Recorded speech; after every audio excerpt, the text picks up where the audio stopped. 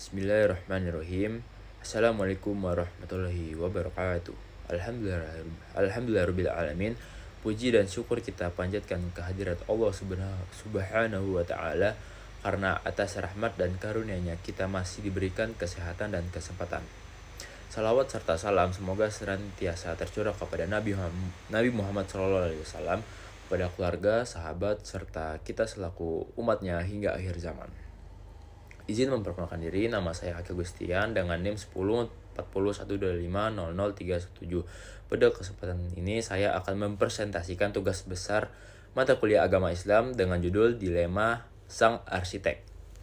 Pernahkah kita merasa sudah sukses, memiliki karir yang baik, tetapi justru merasa kosong dan tidak tenang?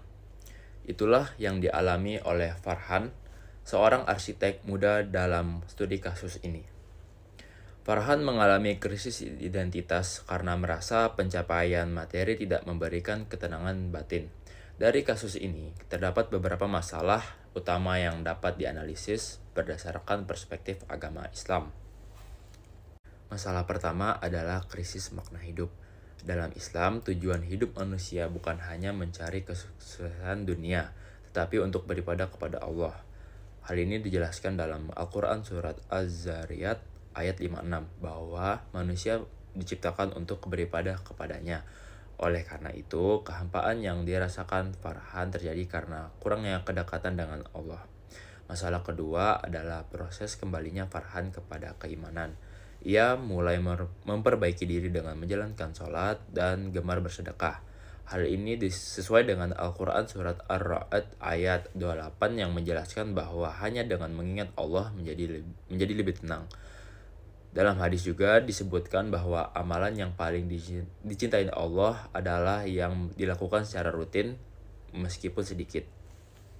Masalah ketiga adalah dilema dalam pekerjaan. Farhan dihadapkan pada proyek yang secara etika agama diragukan. Dalam Islam, seorang muslim tidak diperbolehkan untuk terlibat dalam perbuatan yang mengarah pada dosa. Hal ini dijelaskan dalam Al-Quran Surat Al-Ma'idah ayat 2 yang melarang tolong-menolong dalam perbuatan dosa dan permusuhan. Oleh karena itu, Farhan harus berhati-hati dan memilih keputusan yang sesuai dengan syariat. Masalah keempat adalah konflik toleransi antar umat beragama di tempat kerja. Dalam situasi ini, Farhan harus bersikap adil dan menghormati perbedaan. Islam mengajarkan toleransi sebagaimana Al-Quran surat Al-Kafirun ayat 6 yaitu untukmu agamamu dan untukku agamaku. Artinya, setiap individu memiliki hak untuk menjalankan ibadahnya tanpa mengganggu pihak lain. Sebagai penutup, dari studi kasus ini kita dapat memahami bahwa kesuksesan sejati bukan hanya diukur dari materi, tetapi dari ketenangan hati dan kedekatan kita kepada Allah.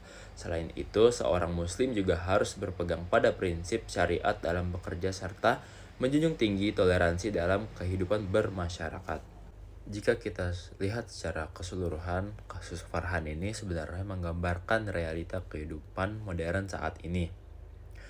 Banyak orang sukses secara materi tetapi kehilangan arah hidup.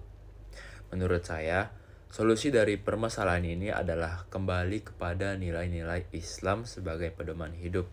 Karena Islam tidak hanya mengatur ibadah, tetapi juga mengatur bagaimana kita bekerja, bersikap, dan berinteraksi dengan orang lain. Dari studi kasus ini, kita dapat memahami bahwa kesuksesan sejati bukan hanya diukur dari materi, tetapi dari ketenangan hati dan kedekatan kepada Allah. Selain itu, kita juga belajar bahwa seorang muslim harus memiliki prinsip dalam bekerja, serta menjunjung tinggi toleransi dalam kehidupan bermasyarakat. Karena pada akhirnya tujuan hidup kita bukan hanya sukses di dunia, tetapi juga mendapatkan kebahagiaan di akhirat. Saya pamit undur diri. Wassalamualaikum warahmatullahi wabarakatuh.